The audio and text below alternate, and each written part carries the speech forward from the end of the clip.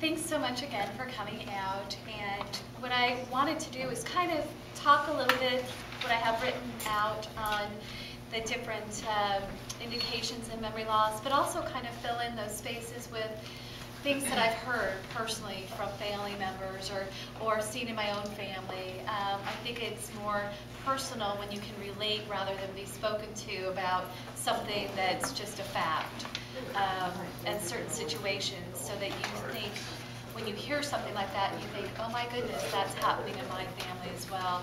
I think one of the big things, even though we have not found a cure, but I'm on an education committee with the Alzheimer's Association, what we've really discovered is just supporting each other in that journey and knowing that whatever is happening with you or your loved one it's okay, and that's kind of how it progresses, and having the support and the experience of your peers or somebody who's been through it.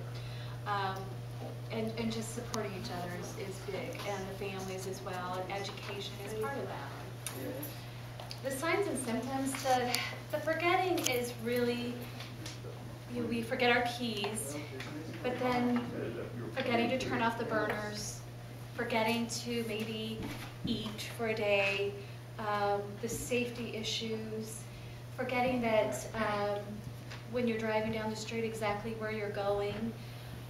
There's certain times when the forgetting is more than just forgetting, and there's patterns. Oftentimes a spouse or a family member can see those patterns, and that's when it becomes more of a memory impairment issue.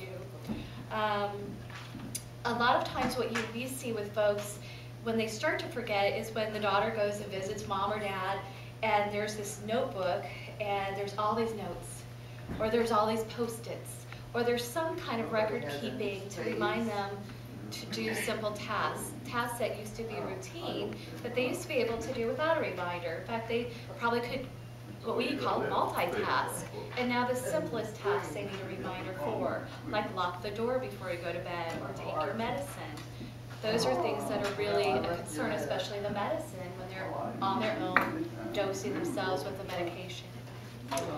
The challenges in planning or solving problems, so keeping track of your bills, rebalancing your checkbook, making sure you've made a payment, maybe paying the same bill 3 times and neglecting to pay the electric bill for the last 3 months. That's kind of an indication.